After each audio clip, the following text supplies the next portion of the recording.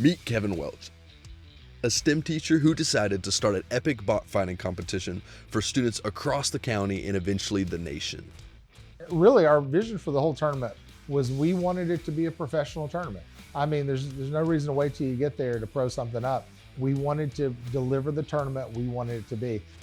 In this episode, I talk with Kevin about his teaching style, his BattleBot competition Kilobots, and many more topics. So subscribe and enjoy this episode of Convos with Aaron. Kevin, thank you for coming on. All right, thanks for having me. So I'm the STEM teacher here at Stewart Creek Middle School. I've been here for, I think I just finished my 8th year. So I teach 6th, 7th, and 8th grade STEM. Wow. Basically, when people say, well, what is STEM? I say it's the Applied Sciences Division of Stewart Creek Middle School. So I take all that cool stuff that you learn in your science class and your math class, and we do stuff with it. We show students, basically I show students what they would do in that job using what they learned in their math and science class. What got you even into teaching STEM? So I started teaching actually 11 years ago. So I taught 3 years in science, and I've always loved to build things. I've always enjoyed making things and problem solving and things like that. And so when the STEM position here came open, a friend of mine said, you know, you would love that. You really need to apply. And I said, I don't know, maybe I will, but I was a little intimidated. I didn't know. I hadn't taught STEM before. And I ended up coming out, having an interview, and it was great.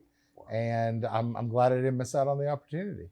Oh, for sure. And you have an incredible setup too. I will say, like, it looks impressive. Like there's all these rooms behind here and everything like that. What was your vision initially for building this program out? So really when I got started, I was just kind of figuring things out. Yeah. But when I got started, it was a very different place. The person before me did an awesome job. So it already had a great reputation. So I wanted to build on that reputation.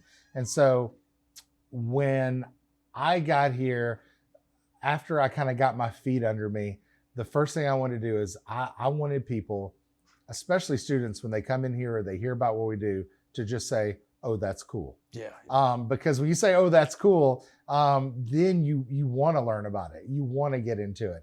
And so I wanted to provide students every cool toy I could possibly provide them that is industry relevant, like industry legit. I didn't want them doing some stuff that's not what they would actually do in like that engineering job or that technology job or whatever. I wanted to give them the closest thing to the real tools, the real software, the real tech I could. And so for the last 8 years, I've been trying to build this place up into a lab that they come into, and they can make anything that's in here become reality in their hands. That's cool too, because we talked about in a couple other episodes about how the power, especially when you're younger, of creating something that you have in your mind and it physically being there that you can touch, that you say, hey, I created this. I think a great example is, and I'm just going to go ahead and talk about it, is your Kilobot competition. Mm-hmm. We got a chance to go and take some footage of it, and it was fantastic. I mean, the way you guys had it set up, all the little booths outside of it, where did that even come from? Like, did you see other competitions? You said, I want to do this? So when I got here, they already had a robotics team, and it competes in a different event, and we still compete in that event. That's kind of our primary event.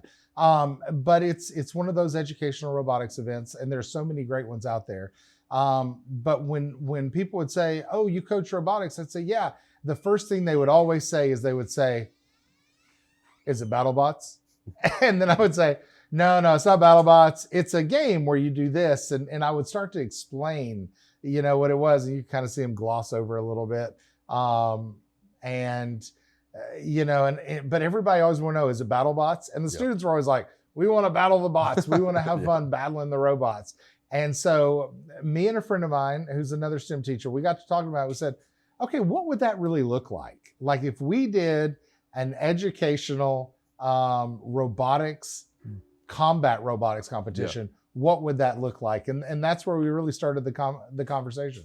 Yeah, that's crazy. And to see it now and to see how successful it was. I Right. mean, I'm sure, does it get emotional for you whenever you see it done the day of and you see everything just kind of it's worked, like it was an event that actually happened? Um, so after it was over, Zach and I went and we got dinner. Mhm. We were both exhausted. Yeah. We really just wanted to go home, but we wanted to just talk for a moment because we started this. Actually, we started talking about it in 2020. Wow. And we thought we would have a competition then, and then some weird stuff happened in 2020. A little small thing. Yeah, and so it really kind of threw the brakes on it, right? Yeah. And then it took another year, a little bit of time to come back, and so finally, we've been talking about it for 5 years. Yeah. Finally, it came together. We went and grabbed dinner, and we just said, "What about it?" And I mean, you could, looking at Zach, and I can tell Zach looking at me, we were just so blown away that it went so well. And we just said, we want everybody to have a great time. I mean, we want to learn all the cool stuff kids get to learn, but at the end of it, we wanted everyone just to have a blast and to be inspired. And so when it was over and it went as well as we did, I mean, it was honestly for Zach and I, it was like that ending scene of Ocean's 11. Okay. Where it's like all this work went into it. Yeah. And then here we are sitting out in front of the fountain, just kind of looking over everything going, all right. Well, even looking over the footage that I had, because we're recording this a couple weeks after, looking at all the footage and seeing just the scale of everything and how everybody is having so much fun. But it's not necessarily uptight and like this is a prestigious thing, because I don't think BattleBots inherently is at all. I mean, you're battling people. But what it is, there's a level of professionalism that also encouraged fun and encouraged growth. And I'll tell you a specific example. There was a bot that I think got damaged, and it was towards the end of the bracket. And so they had a chance to go back and fix their bot, I believe. And it was right before the final or something like that. Okay. And to see those kids like pick their bot up and take it to the table, and already as soon as they're like leaving their the cage, the arena, they're picking up their bot and they're talking with each other about how they're going to fix it and how they're going to make it work, and then to come back to the final. You rarely see that, and I think a lot of kids. Is that something that motivates you? You'd say is like just seeing the wheels turn on all these kids, where normally it may not with like a traditional like English class. Yeah, absolutely. And you really get to the core of why I do what I do.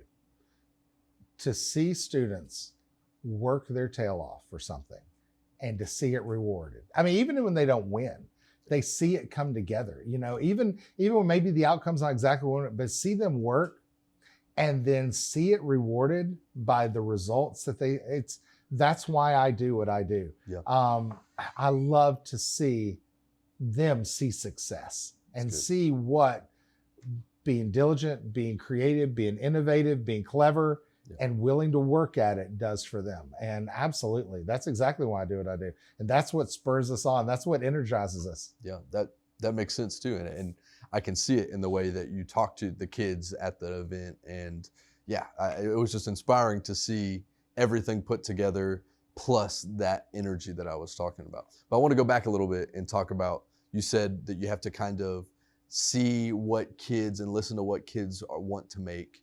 And we have 3D printers behind us, all sorts of tools and gear. How do you stay current with the current like technology?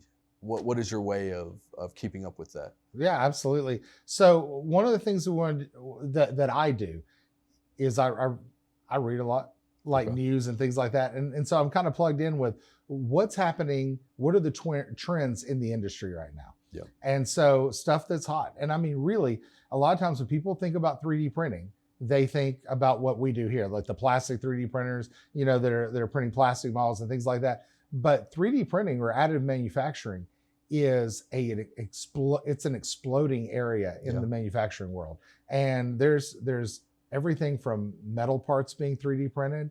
Relativity Space got started with 3D printing rockets. Wow. And those parts, there's food being 3D printed. There's houses being 3D printed. Icon's a company out of Texas that really started that in the United States. So there's houses being 3D printed.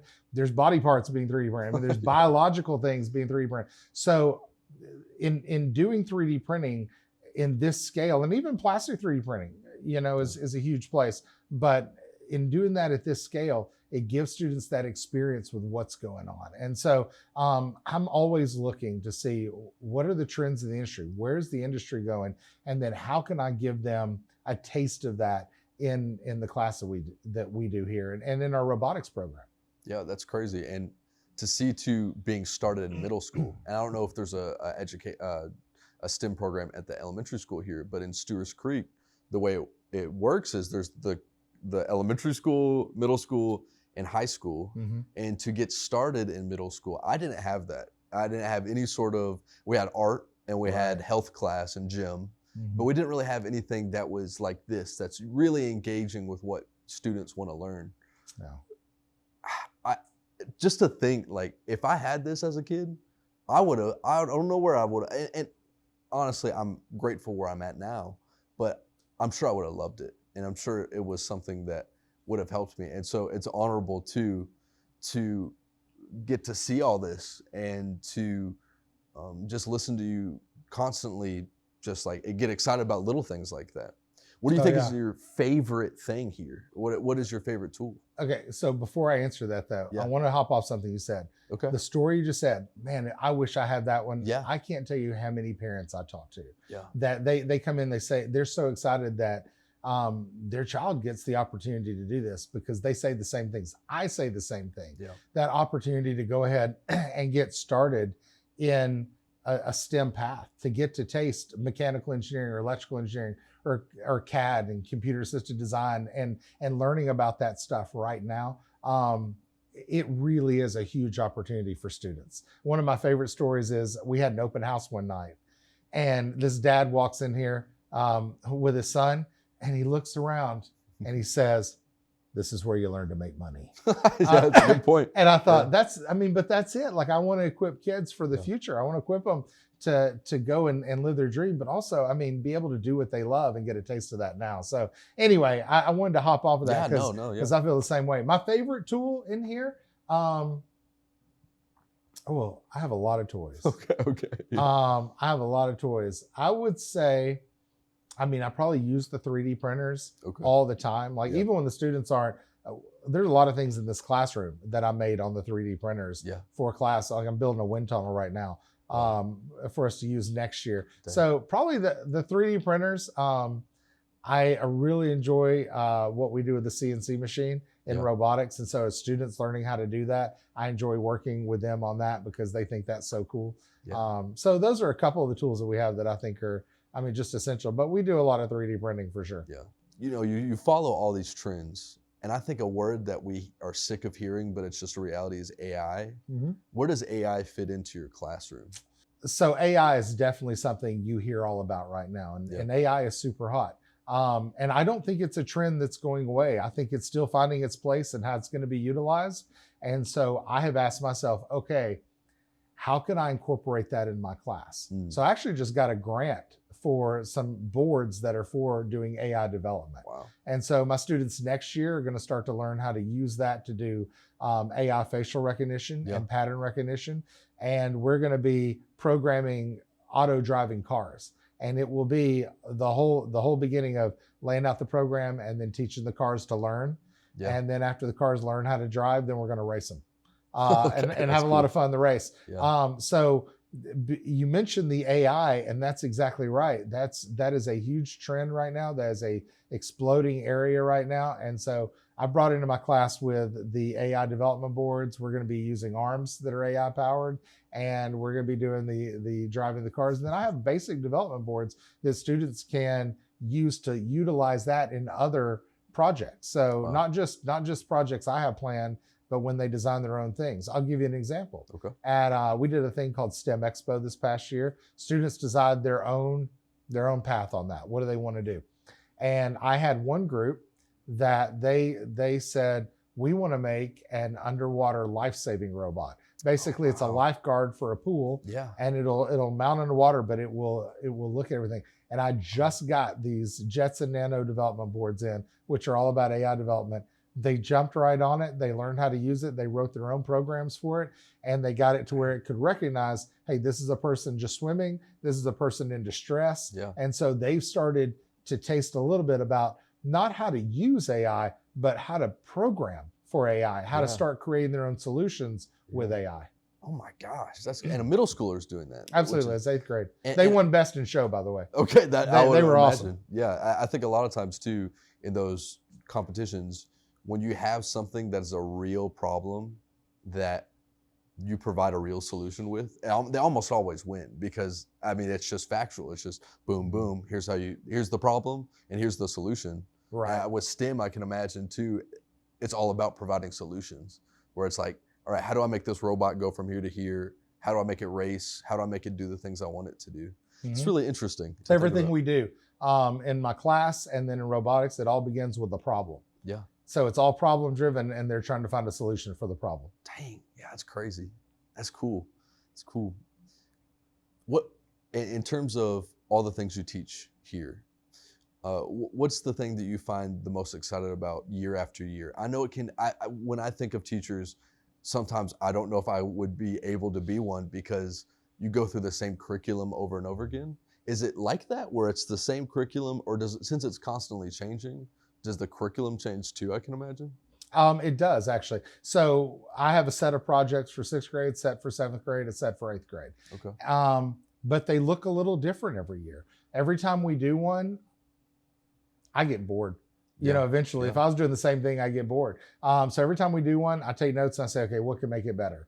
And sometimes I just say, you know what, this one isn't meeting the needs anymore. And so I'm always writing new units and I'm always kind of changing things up. Yeah. So it looks, even though there's some core things that I do every year, the projects look a little bit different year to year to year. They improve or sometimes some go away and some new ones come in. So you decide your curriculum for the whole year. You don't have some like a agency or like somebody telling you what you need to hit on. You usually do it all by yourself. Right. I mean, we have some set standards. Okay. But how we meet those standards is up to me. So I write all my own units and I put them together. And so like I want to do something with aerodynamics. That's why we're building the wind tunnel so that next year we have an actual wind tunnel in here that the students can use and they can see the smoke go over the things they make and they can see how aerodynamic it is. And so I'm always trying to introduce a little something different every year just to say, hey, is this more fun? And does this teach it a little bit better than what we did before? That's crazy. So also just talking about that a little bit, you only have these students for a little bit of time. How does that feel? Like you get to build up these students for 2 or 3 years. How's that feel when then you send them off? That's bittersweet, I can imagine, right? Absolutely. I've been with them for 3 years, a lot of them, most of them from when they came in 6th grade. And it is because you develop a relationship with those students, you know, and I'm personally invested in seeing them be successful. But the promise I make when they come into STEM is I say, here's my goal for you. I want you to go to high school as an absolute force to be reckoned with. That's great. That's what I say. I want you, if you go through 6th, 7th, and 8th grade here, and I'm going to invest in you. And if you invest in it, you're going to go to high school with what I believe are skills that a lot of the graduates won't have. Yeah. You will go in with the ability to design things on a computer and not just kind of sketch them out, but actually design things. And then you'll know how to make them. You'll have strategies for working with other people, strategies for solving problems, strategies for seeing your vision come to reality. And so that's my goal is when they come, I want them to leave as an absolute force to be reckoned with going into high school. I mean, because they already have 3 years of experience going into that. And I think doing camera work, not necessarily in middle school, but kind of getting a head start in high school and taking it actually seriously in high school has helped me a lot in my career now. I mean, I just graduated college, but that being said, I feel like I've done the steps to be a little bit ahead of people who graduate even with me. And that, by the way, is what I want students to know. It's one of the key things I want to know is you don't have to wait till you go to college. You don't have to wait till you graduate with a degree. You have the tools, you have the ability, you have the resources right now to start investing in something you love that can be a career one day. Yeah. So let's take it back to 6th grade. People, these small 6th graders come into your classroom. What's the first thing that you teach them? Like, how do you even start to teach them everything like this? Right. So the first thing when you come into 6th grade that you learn, is how to work in a group to solve a problem. So that's the beginning. I just do a simple introductory project, and it's just a lot of fun, but they kind of learn how to work in a group. Some of the strategies for working with other people, some of the strategies for creating a solution to a problem. So we go through the engineering design process where you learn how to research what you need to know. Yep. And then you kind of start brainstorming. I teach brainstorming strategies and how you actually make a plan, like a real plan for something, so that you and everybody in your group knows what you're trying to do. And then you make your solution, and then you refine your solution, how you test it and then refine it. So that's the beginning. And after we do that first project, the first real skill I teach is how to design things on a computer. Yeah. So whatever project we end up doing after that, students are allowed to design your own solution, 3D print it, laser cut it, CNC it, however best helps you bring that idea or that plan you have to a reality. Then they have the tools to do that. But it starts with them learning how to design things first on a computer digitally. And so that's the first foundational skill I teach. Yeah. What would you say to a teacher who has a program like this, but doesn't necessarily have the funding? If you could only pick one thing, I know it's hard, but if you could only pick one thing and say, hey, I would suggest starting with this. Mm-hmm. Is that difficult to answer? I don't know that it's difficult to answer. I mean, I would just say, be creative. Okay. You can, it's great that we have all the tools that we have here and all the ways that students can manufacture and make things. But you can get creative and still teach the principles of the engineering design process. Yeah. You can teach students how to, a big part of what I teach are soft skills. Yeah. How do you work with other people? Yeah. How do you communicate well? How do you take what you've done and sell it basically? Yeah. And so soft skills don't need crazy resources, and just use what you have. Just be creative, because I mean that in and of itself is a problem. Yeah. And you're creating a solution for it. And so everything that as a teacher I do is modeling what I want my students to learn. So when I have problems, I often let them know, here's the problem that I'm solving right now. Here's how I went about solving it. That's crazy. And that's a good suggestion. I didn't even think about that. I mean, soft skills is literally what you teach. And just talking about that too, I feel like now in today's culture, we're starting to see a lot more questioning traditional education. And not necessarily that it's not needed, but I wonder if there's areas we can tweak some. And I was talking with my high school broadcasting teacher on the 3rd episode about this, but I wanted to get your opinion on, do you think there needs to be some type of reevaluation for every school in the nation about, okay, what's the benefits of traditional education, and what's the benefits of something like this where we can involve some of those lessons that you learn in traditional education, but implement them here? Do you have an opinion on that? I have a lot of opinions. Okay. And yes, I have a couple of things you mentioned got me thinking about a couple of opinions I have. One, I'll say this. Sometimes you can't get away from doing direct instruction.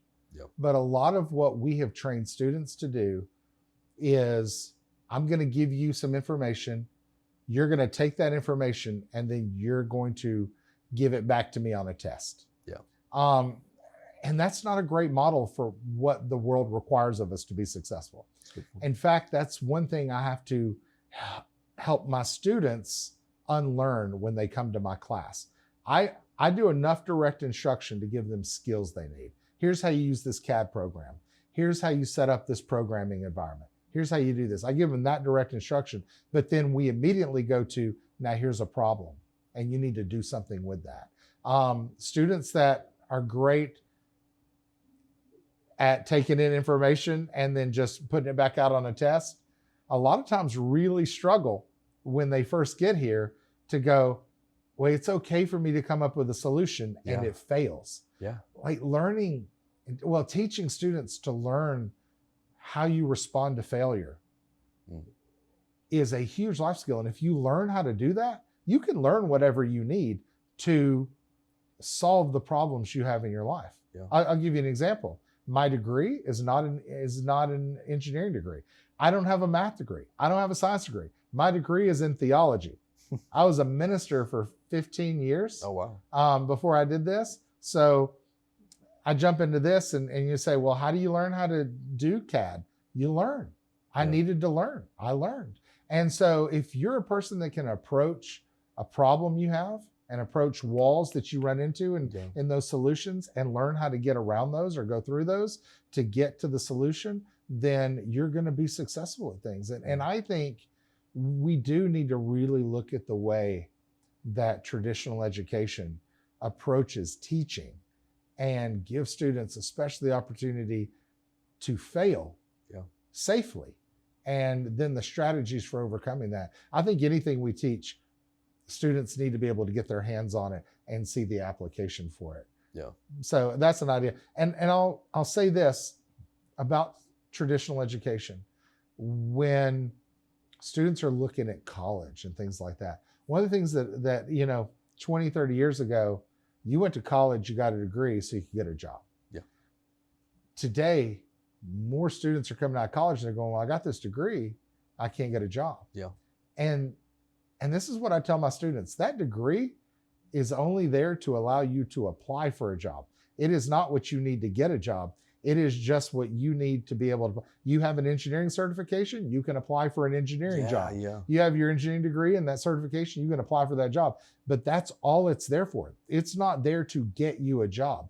What you do while you're in middle school and high school and college, what you do determines can you get a job.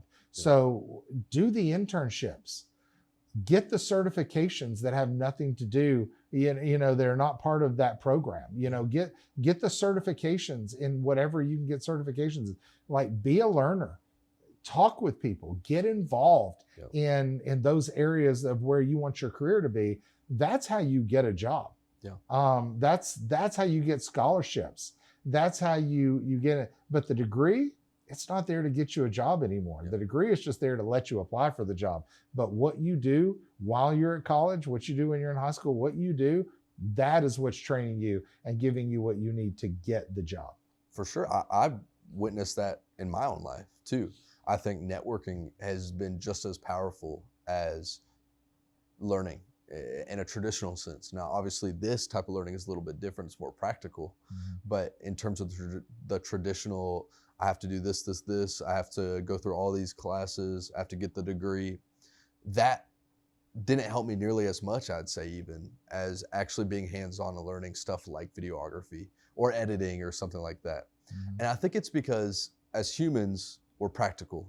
And I think we learn by doing. And I asked that question because in my brain, I have like a weird sort of back and forth with myself where I'm like, a test is so unnatural to us. It is so unlike anything that we have been designed to do. We're not working with our hands when we're taking a test, other than writing maybe or typing. Mm-hmm. We're answering bubbles in a question that we already know and are going to memorize the question or answer, but we're not going to actually know it a lot of times. And I say that because I detest to that 100% of the time almost. When I'm studying for a test, I'm not studying to learn the information. I'm studying to memorize the information. Sure. And I think going back to just really having more practical outcomes, like you were saying, where it's like, all right, here's how you do this. You do this, you fail over and over again, and then finally come up with something that's practical that you can touch that works. That is a test. That is what I think is the future of testing. It should be the future of testing. Is instead of having a amount of correct words on a thing, instead having something that represents your knowledge of something. Right. That's important. I feel right. like. But that's so much harder to do than just going down a scan form and checking right and wrong. Yeah. It really is so much harder to do, but it's so much more rewarding. And frankly, it's so much more fun. Yeah, true. It's a lot more fun to be. I hear people say, oh, I'm a visual learner. Or I'm more of a hands-on learner. Yeah, we are. That's people. Like we really are. I don't know. A lot of people are like, you know what? I just love a good lecture where I can just, I don't mind a good lecture, mind you, but it depends where I can, on what it is. Right. But where I can just write down information and then regurgitate that. I mean, you're exactly right. You don't run into that in life. No, you don't. The only thing you do it on is like you were talking about on like a job application. And that's pretty much it, unless you are I guess, teaching but yeah, very rarely are you doing that. But in Mhm. reality, what you are doing is you're coming up with a product for that company you work for or for the business you start. It's something interesting. But I wanted to talk to you too, because you mentioned something that you were a pastor, a minister before. What I do now is very similar to what I do then, Okay. which is invest in people. Yeah. And I just tell you the truth. I love to invest in people and then see people grow from that. Yeah. I really do. And so what I do now is very similar to what I did then, which is, hey, I'm going to invest in these people and I want the best for them. And when they grow from that, when they get opportunities from that, I mean, that's why I do it. I enjoy that. I find that extraordinarily rewarding. Yeah. And so the transition, it's not really that much different because I'm still doing what I did then, which is just investing in people, just in a different context. Yeah, that makes sense too. And a completely visually different context. But yeah, it makes sense that pouring into people is similar in that sense. I also wanted to ask too, when you're in the summer and there's no school going on, how often do you come in here regularly still? Except for the week that they're doing the floors, I will probably be here. Okay. And I'll tell you, so I am here a lot during the summer. So Zach and I will run a couple of camps in the summer. So we'll do that. We do a 3D printing camp and we do a robotics camp.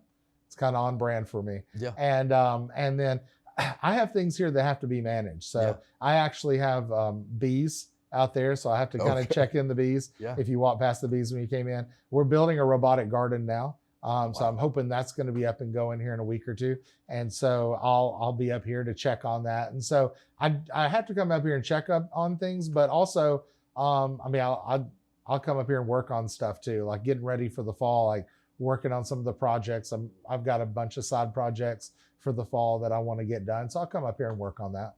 And by the time the fall is here, like school's about to start, is there like a fun energy in the air that you can, it's just like, I'm getting excited about it? Or is it more so like gotta prep until it comes? No, I'm usually really excited when the fall comes. Cause one, I know I get a fresh batch of sixth graders and I love the energy and the excitement and the newness of that. Yeah. I know I get to continue on and see some students that, you know, I had previously.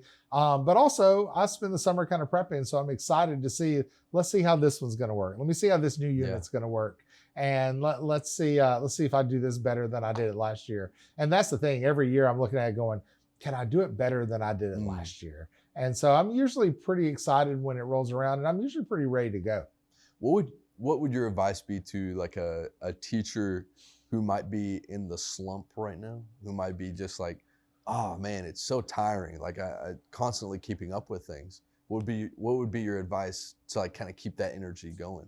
I would say this, and I need to take my own advice a lot of times on this, but I'd say this is not to forget don't write to the margins or past the margins. In other words, when you write on paper and you go past those margin lines and you go to the very end and you kind of go, sometimes people live life like that where it's so thick that they don't have any downtime. Yeah. And I'm the worst for that, but honestly, I don't enjoy downtime as much as I enjoy doing some other things.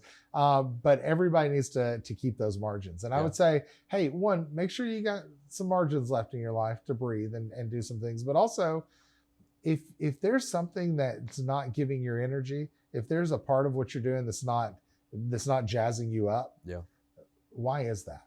Like I'm always looking at my projects and saying, why did I feel like that one was a little flat?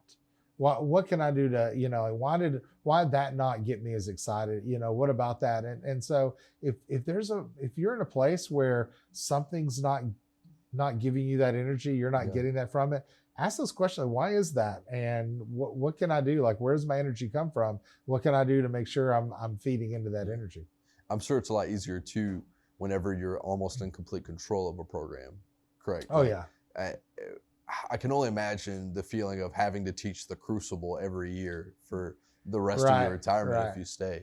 But that's interesting that element of what project's not working and what doesn't work has a real impact on you as a teacher. And I'm sure the students too. I'm sure the students can feel your energy too in terms of, oh, okay, that dude is not feeling it today. He's already Right. taught this a bunch. Sometimes you got to fake it. Yeah, sometimes Yeah. I can imagine you have Yeah. to, but You know, you talk about though that you're right. Another like I taught science, right? So we had a set of standards and things I had to teach. I had to teach this and this and this, but how you teach it is always in your hands. So how you teach something. So if you're not having fun, nobody else is having fun either. Yeah. You need to have fun. Like you need to look at it and say, well, if I'm not having fun teaching this, what can I do to make this more fun? Yeah. Always, I believe in like gamify everything. That's And a make good sure point. you're having fun with everything. Because when you're having fun and there's a game element to the way you approach it, then you're going to get where you need to go and you're going to get that energy. Yeah. And your students are going to get that energy. That's smart to think about and to live out your teaching career that way too, continuously. I think from beginning to end of trying to keep that. But yeah, talking about career, what's next? Do you have an idea of what you think of as next? I mean, are you going to do this full time forever, you think, or is there something else that you also enjoy doing that you would want to pursue later in life? So I'll tell you, whatever I do, it's still going to have to be investing in people in some way. Yeah. That's kind of where I get my energy, and I enjoy doing that. Probably one aspect of what I do that I enjoy the most is the robotic side of it.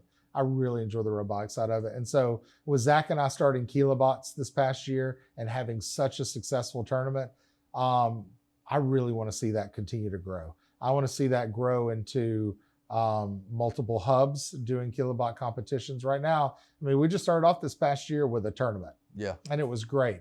But I would love to see this come into a nationwide, I don't think small, by the way. No, yeah. I would love to see this grow into a nationwide event. I would love to see local regions and local hubs. And I would love to see it go through the year where there's an open in the fall where they get together and battle, and then students go back and they get to iterate and they get to change and they get to do things different, and they come back for a qualifier, and then we do a big championship, in the region, and maybe even eventually a nationals, that kind of thing. That would be awesome. Yeah. So right now I'm really excited about Kilobots, and it's fun to build something. It's fun to have come up with something. I really believe in what the students get from it. There are a lot of things where students will do that involve a kit.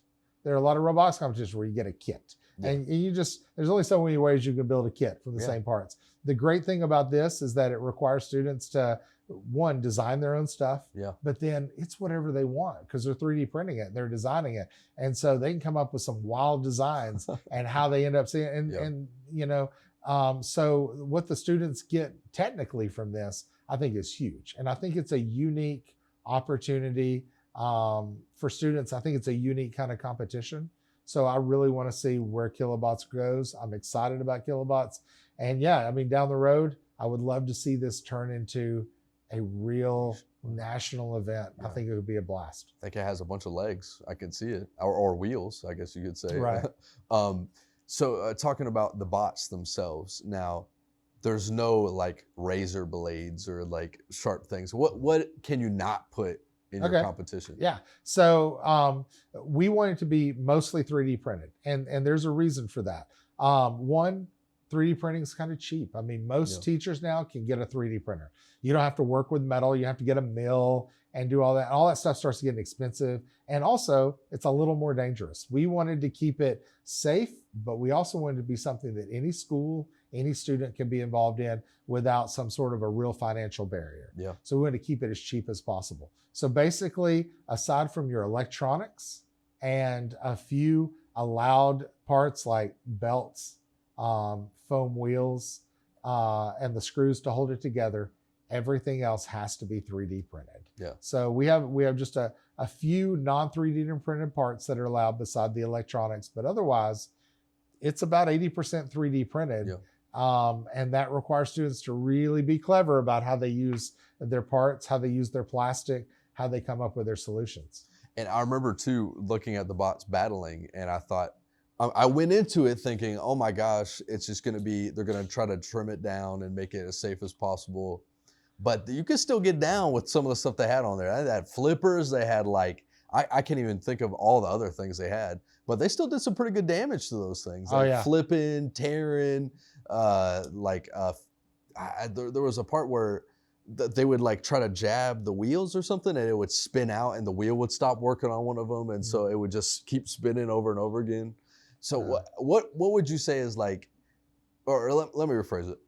Have you yourself participated in a competition before? Personally, no. Not as a, now I did build my own Kilobot. Okay. I just built a bot so that my students could fight against it and just beat it up. That's cool. Or try to. Okay. Try to in practice, you know. So because I wanted it on the fun too. It was fun. I was like, let me design one real quick and have a good time. But you're right. This is not when you think, oh, plastic 3D printed, they're not going to be big hits. It's not going to be exciting. Oh, they're big hits. There were bots that, I mean, parts came off. There were bots that went up in the air. There were bots that took big hits. And if you doubt that, you just listen to the crowd. Because the crowd was into it. When they saw that spinner come up on a robot and just absolutely rip a wheel off a robot and send it across the box. I mean, the crowd got into that. The crowd got behind it. So it was exciting.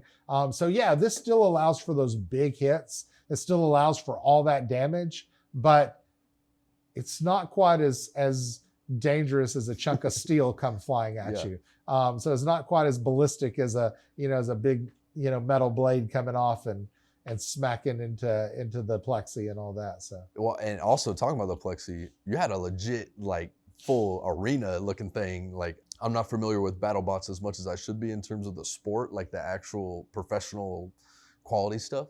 But what I did see was something that I thought was professional. I mean, it had like, you had the full plexiglass, like you said, you had all the bolts, and it looked big too. There was lights coming down. Oh yeah. So what was your vision for that? Where you're like, I want it to be this way specifically, and then let's go and make it? So, and really our vision for the whole tournament was we wanted it to be a professional tournament. I mean, there's no reason to wait till you get there to pro something up. We wanted to deliver the tournament we wanted it to be. And of course, the center of the tournament was the box.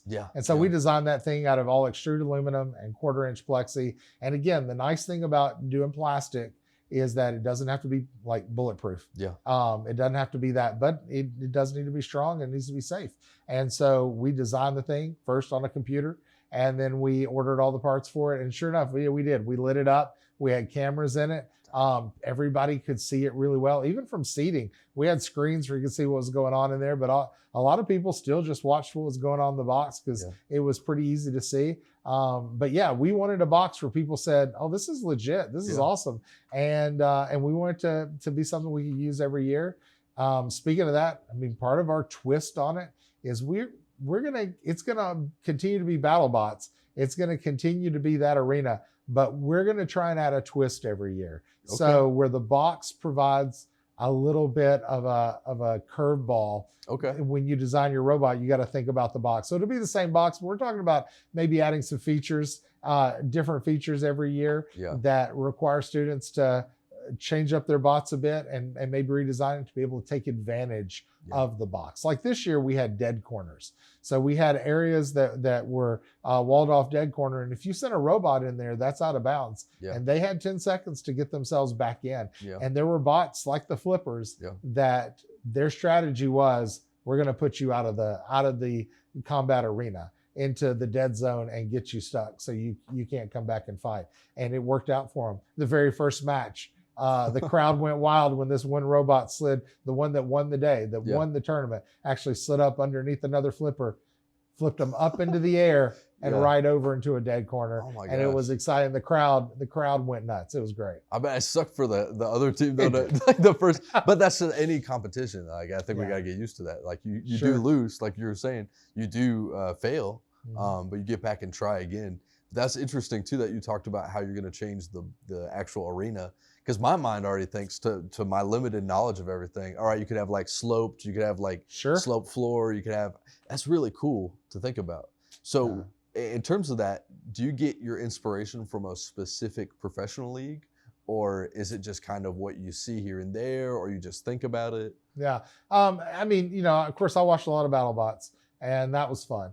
And their arena has like saw blades and things that come up. I don't think we'll go that route, but it's got things that come up. And so it's just something Zach and I have been talking about. I keep thinking about and saying, okay, what would what could we do to add a twist to it? Maybe trap doors that open after 2 minutes have passed, something like that. But we're just trying to get creative and think, what could we do? It's not a total overhaul of the arena. What could we do though to just add another element to it to keep the students being creative? For sure. Is there anything as a kid, and I know you talked about how you wish you had some of these programs too.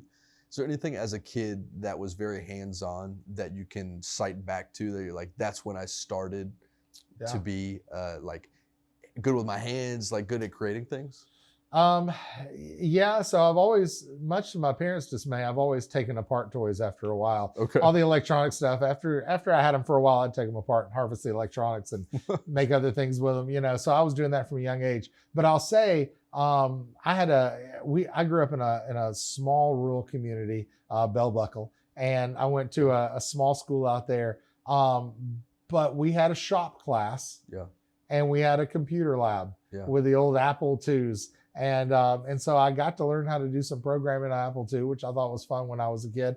And then we also had the shop class, and we didn't just build stuff in there, but he presented challenges like CO2 cars that we raced and bridges we had to build. And so all that really, that was kind of the earliest taste of STEM I think people ever got in school was, or at least I ever got in school, was that in shop class where he'd provide some of those problems and we would have to create solutions to them. So that really is, and I do that in my class. I mean, we still will race things and build bridges and do it a little more industry connected. But I mean, that's really where I got started, just in education, enjoying that part of it.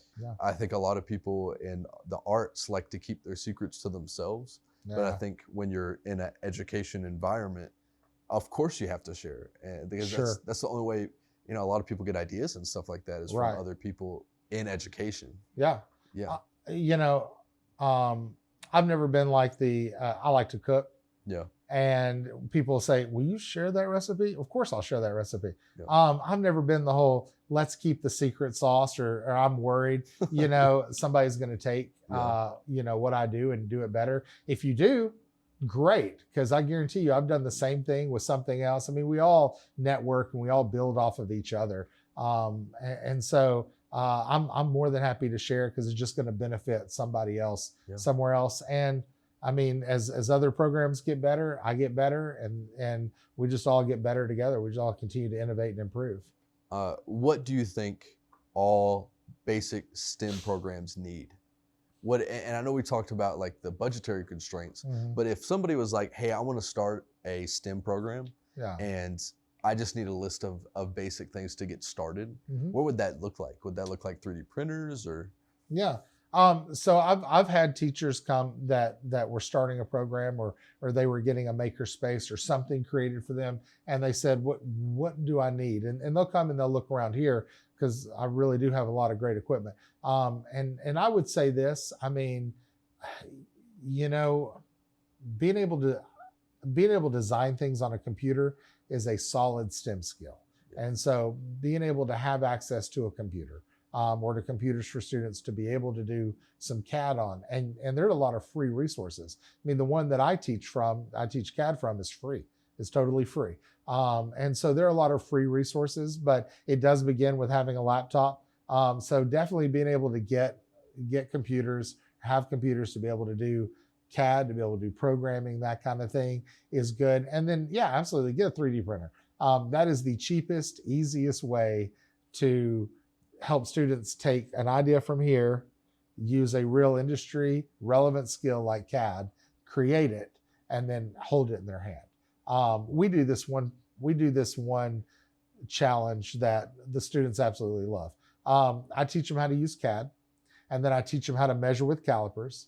And so now they know how to measure things precisely, and they know how to design things so they can recreate something they measure.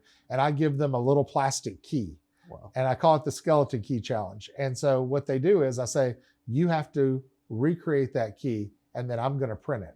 And then I have a lock box that I designed and made that's got a keyhole for it and a key mechanism. And I put a prize inside. And if your key unlocks it, then you get the prize. and anybody can get the prize. And so that's always exciting. They come down and see, did I do it right? Is it going to fit? Is it? And then the top comes up, and the kids love it. The crowd goes wild. But even if their key doesn't work, they get to take their key home. Yeah. I mean, you made that, you got it. And so it came from here, and it came from them doing the work, and then digitally. And then, so I would say, I'd just say a core tool really is to be able to have a computer, and you can even get away with a tablet for a lot of things that we do, and a keyboard, but have a computer or computers for students, and then have a 3D printer that's easy to use, and put that thing to use. Don't get a 3D printer and not use it. Use it. Yeah. No, that makes a lot of sense too. Like, use the resources if able to, go all out if you need to too. Dream big, like you were talking about. Right. So thank you, Kevin. I really appreciate your time, and thank you for letting me be able to film in this space and at your event.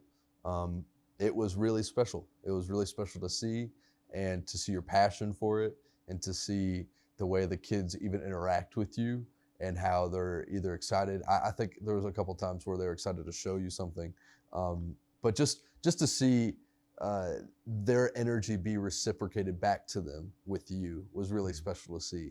And I think all teachers should aspire to do that. I think naturally you should have that as a teacher. I know a lot of teachers may not, but it's really special to see when teachers do have that ability. And I've had a lot of teachers that have, and they have made lasting memories in my mind that I will always remember too. And I'll remember them by name. So thank you again for being willing to do that for our students. Well, thanks for having me. I always love talking about what I do because I enjoy it, but I love talking about my students and what they've accomplished. And thanks for having me. This has been great. Of course, yeah. Well, thank you once again for watching another episode of Convos with Aaron. You can subscribe, so you can subscribe and hit that bell for next week. We will not miss a week as much as I possibly can have to do with it. So you can subscribe. And also, if you want to be a guest, you can be a guest, or you have somebody in mind to be a guest, you can email us at convoswithaaron@gmail.com. We would love to have you on. I always come to the guests, which is actually a fun element that I think, because the background always changes. So yeah, see you later.